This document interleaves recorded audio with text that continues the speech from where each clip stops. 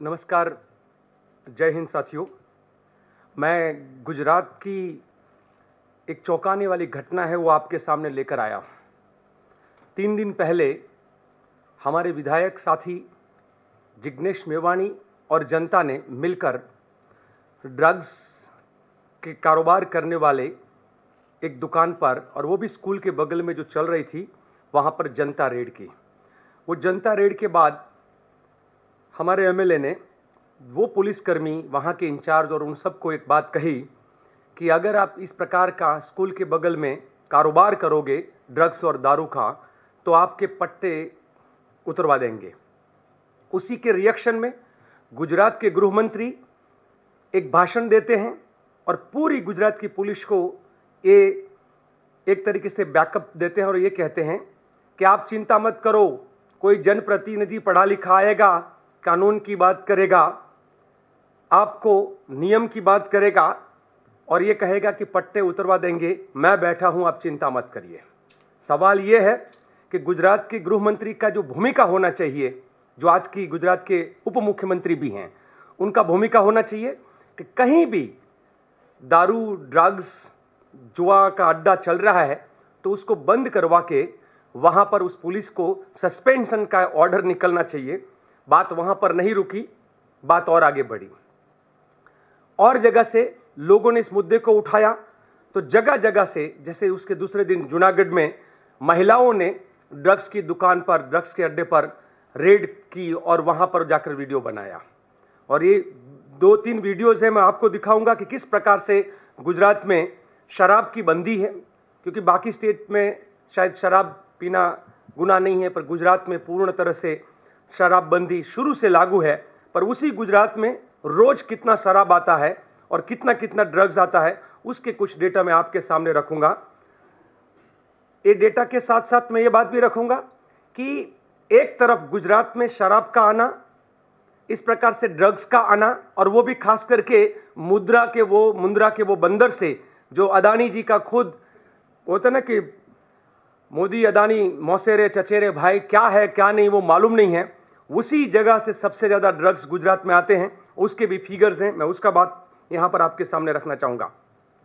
ये सारी बातें जब निकल कर आती है, होम मिनिस्टर को लगने लगा, डेप्यूटी सीएम को लगने लगा कि अब पानी जो है उनके पैरों तक पहुंच रहा है, तो उनके सिस्टम के जरिए पूरे गुजरात की पुलिस को यह कहा जाता है कि आप कांग्रेस के खिलाफ, वहां जो जन आक्रोश यात्रा निकल रही है उसके खिलाफ आप आंदोलन करो और जिग्नेश मेवाणी के खिलाफ आप आंदोलन करो। गुजरात के गृह मंत्री का रोल, जबकि तो पुलिस के परिवार आज रास्ते पर वहां पर आकर विरोध कर रहे हैं। मतलब क्या गुजरात के गृह मंत्री ये कहना चाहते हैं कि यहां पे ड्रग्स का आना ठीक है और शराब का बिकना ठीक है, पर शराब या ड्रग्स या जुआ का अड्डा बंद करवाने की जो बात करेंगे उसके खिलाफ खुद पुलिस आंदोलन करेगी, तो पूरा उल्टा चोर कोतवाल को डंडे वो गुजरात में अब पूरी तरह से लागू हो गया है। मैं उनकी जो सिस्टम है वो आपके सामने रखना चाहूंगा। गुजरात में 2021 से 24 तक, ये 4 साल के हमारे पास जो डेटा है, वो करीबन 16,000 करोड़ रुपया का ड्रग्स आया। वेस्टर्न रीजन में 19 केस, 19 जगह पे ये अलग अलग प्रकार के घटना हुई जिसके पर केस हुआ। इस 19 घटना में से एक भी घटना में अभी तक कोई कन्विक्ट नहीं हुआ है। ज्यादातर केसेस फाइल कर दिए गए हैं, ज्यादातर केसेस में नो इंफॉर्मेशन लिखा हुआ आता है और ये पार्लियामेंट में दिया हुआ डेटा है। तो ये सवाल सबसे बड़ा है कि गुजरात में, और दूसरी बात है कि कोई ड्रग्स का कारोबार करने वाला मूर्ख नहीं है कि सारा ड्रग्स अगर पकड़ा जाए फिर भी वो बिजनेस करता रहेगा। नॉर्मली हमने राजस्थान और महाराष्ट्र से आने वाले शराब के बारे में जानकारी ली कि सिस्टम कैसे चलता है गुजरात में। बोले हम 100 ट्रक भेजते हैं तो उसमें से 5 ट्रक पकड़वा देते हैं ताकि सबको लगे कि पुलिस बहुत यहां पर एक्टिव है, पर 95 ट्रक्स हमारी घुसती है। और वो रोज जो शराब आता है गुजरात में, उसमें सिर्फ मैं एक डिस्ट्रिक्ट का आपको फिगर देता हूं।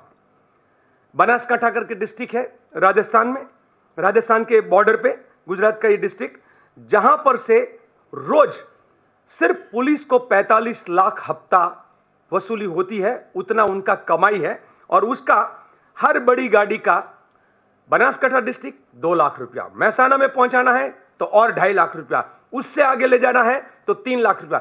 सो कौन से डिस्ट्रिक्ट में कितना लाख रुपया का एक गाड़ी में शराब जाएगा? बड़ी गाड़ी में, छोटी कटिंग जिसको कहते हैं फॉर्च्यूनर में जाता है, उसका 10,000 रुपया।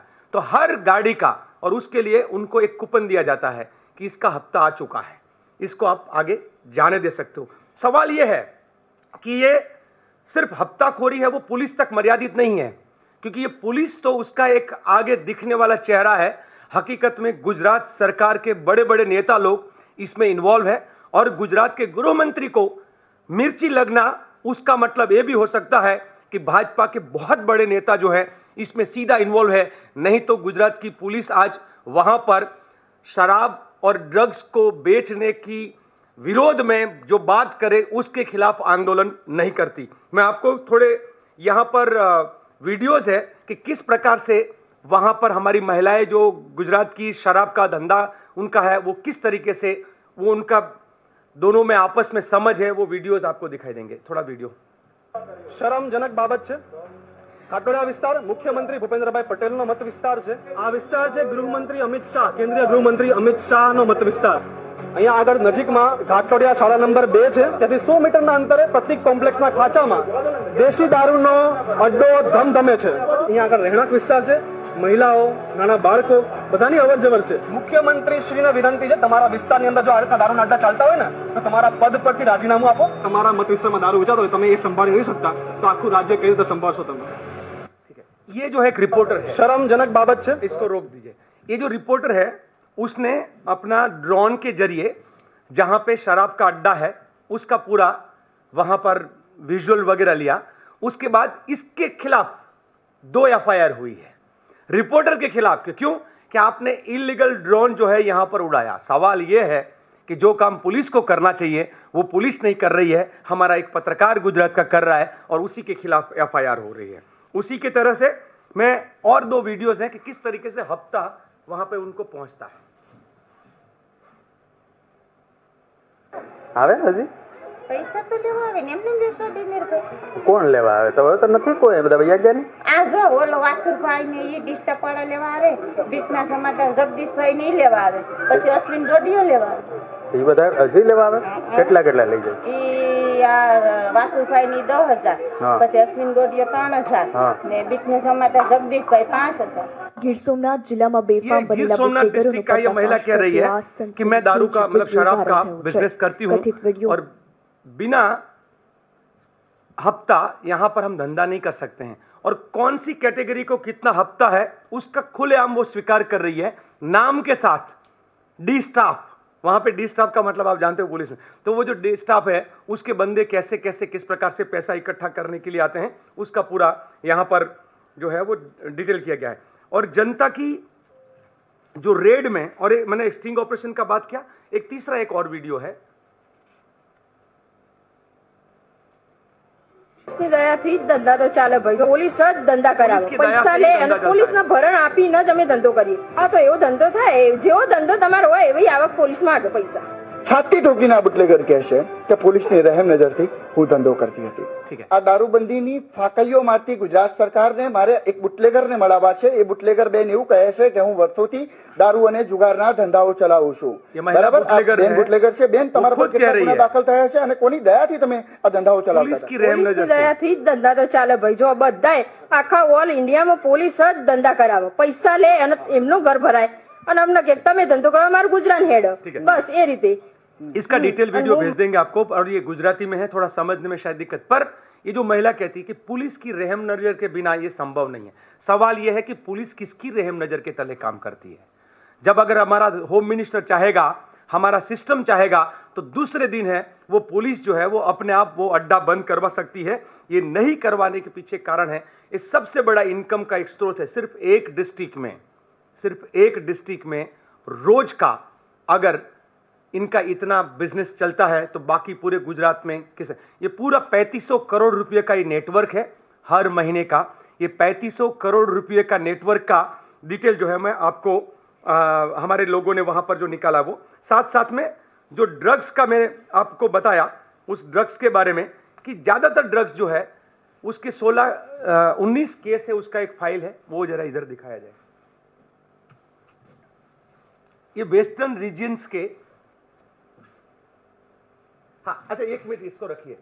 ये सरकार के और बाकी अलग अलग से सबसे ज्यादा करप्शन जो है वो हमारे डेप्यूटी मुख्यमंत्री जो है, सीएम जो है, डेप्यूटी सीएम, उनके डिपार्टमेंट में 41% फरियाद, जो गुजरात में जितनी भी एफआईआर होती है उसमें 41% है, वो सिर्फ एक ही डिपार्टमेंट के सामने है और वो है हमारा होम मिनिस्ट्री।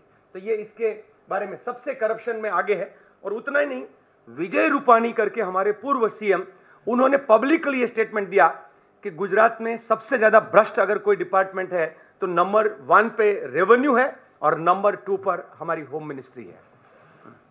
आगे वो दूसरा एक अलग अलग केसेस का फाइल है।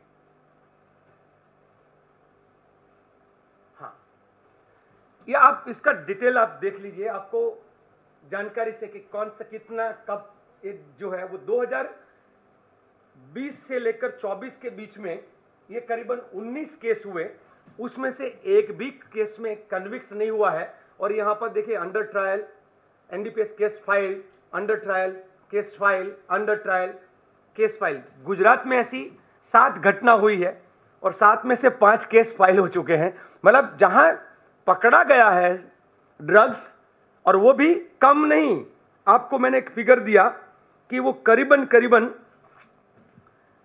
16,000 करोड़ रुपए का ड्रग्स गुजरात में 3 साल के दौरान पकड़ा गया, और 4 साल के दौरान पकड़ा गया, फिर भी कोई कन्विक्ट नहीं है। हजारों करोड़ का ड्रग्स मिलता है और बोले कि किसका है, बोले इसका कोई मालिक नहीं है, वो ऐसे ही मिला है, अननोन। तो ये क्या है, कौन कर रहा है, और बार बार अदानी के बंदर से ही ये ड्रग्स क्यों पकड़ा जा रहा है। दूसरा कि जब कांग्रेस के कार्यकर्ता और कांग्रेस का एमएलए जिग्नेश मेवाणी इसके खिलाफ ऐलाने जंग करता है तो पूरी गुजरात की पुलिस होम मिनिस्टर की रहम नजर तले आंदोलन करने पर क्यों उतर आती है। क्या ऐसी चीज है वो छुपाना चाहते हैं। अभी के लिए मेरी ओर से इतना ही। आपके मन में कोई सवाल हो तो।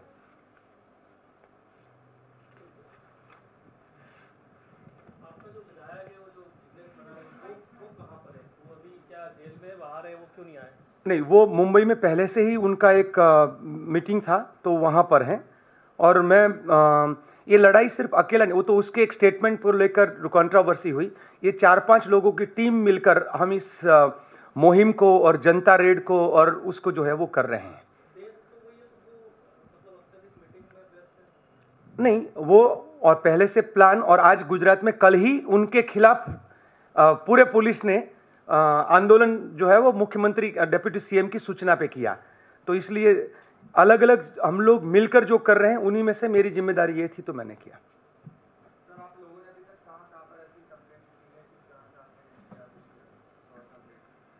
देखिए 26 जून 2024 को हमने बकायदा प्रेस करके पूरा डेटा हमने सरकार को दिया कि इस प्रकार से ड्रग्स आ रही है। दूसरी है, हमने बार बार, जैसे अभी जनता रेड कई जगह पर हम लोगों ने खुद करके, सवाल यह है कि जब जनता रेड भी होती है, सब कुछ होता है, थोड़े दिन के लिए कुछ सब कुछ थोड़ा शांत होता है, फिर दोबारा यही बिजनेस चलता रहता है।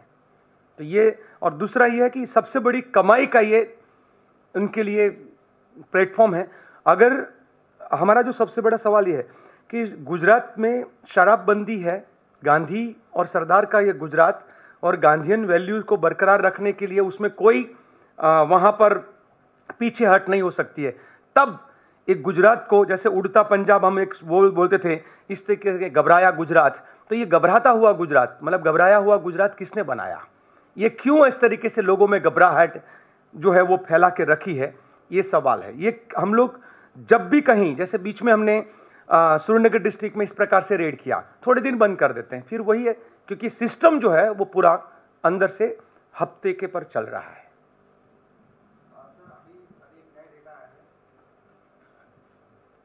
उसमें दिल्ली भी जो है एक हॉटस्पॉट ड्रग्स के लिए बहुत बड़ा हॉटस्पॉट बन गया है।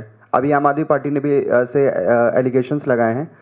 तो गुजरात भी कहीं ना कहीं नौजवान नस्ल जो है कहीं ना कहीं शराब नोशी में या नशे में पड़ रही होगी, तो इस पर भी आप कुछ सोचेंगे, इस पर क्या? बिल्कुल हम लोग गुजरात में सबसे चिंता का विषय है जो पहले कहीं फिगर नहीं आता था। करीबन 17,35,000 यंगस्टर्स और 1,85,000 महिलाएं जो है, ये सरकार के अपने खुद के डेटा है, वो नशे के चुंगल में फंसे हुए हैं। और ये नई जनरेशन में सबसे बड़ा हमारे लिए चिंता का विषय है कि स्कूल है, यूनिवर्सिटीज है, उसके बगल में इस प्रकार के पैडलर्स और उनकी छोटी छोटी दुकानें चल रही है। बहुत बड़ा चिंता का विषय है। गुजरात में कल परसों जैसे 4 दिन से हम लोगों ने मुहिम को जब पहली बार रेड वो की लास्ट में, तो वहां से लेकर एक तरफ सरकार इस मुहिम को रोकने के लिए मुहिम कर रही है कि भाई नहीं, आप विरोध मत करो। तो जो जनता के व्यूज आ रहे हैं और जनता जो उसको लाइक कर रही है, मतलब 30-30 लाख लोग एक एक यूट्यूबर्स को देखकर ये कहते हैं कि बात सही है, इसके लिए लड़ाई लड़ना चाहिए। तो लोगों में रोष है और मुझे लगता है ये बहुत बड़ा मुद्दा गुजरात के लिए बन रहा है, क्योंकि सबसे ज्यादा भारत में भी ड्रग्स जो बॉर्डर एरिया से आता है उसमें गुजरात एक एंट्री पॉइंट है। जैसे आसाम एक एंट्री पॉइंट है, गुजरात एक एंट्री पॉइंट है। तो सर आप आगे चल के आंदोलन बनाएंगे इसको पूरी तरह से, क्योंकि बड़ा मसला है। बिल्कुल, और ये अभी हम एज कांग्रेस पार्टी भी करेंगे, बाकी के लोग भी सब मिलकर करेंगे। ये जनता का मुद्दा बन रहा है, क्योंकि हम लोगों ने जैसे ही ऐलान किया तो जूनागढ़ में जनता ने, महिलाओं ने अपने आप जनता रेड कर डाली। तो अब एक गुजरात में जिस प्रकार से रिस्पॉन्स आ रहा है, जनता खुद अपने आप रेड करेगी और हम पूरी तरह से जनता के साथ खड़े रहेंगे। ठीक है, थैंक यू।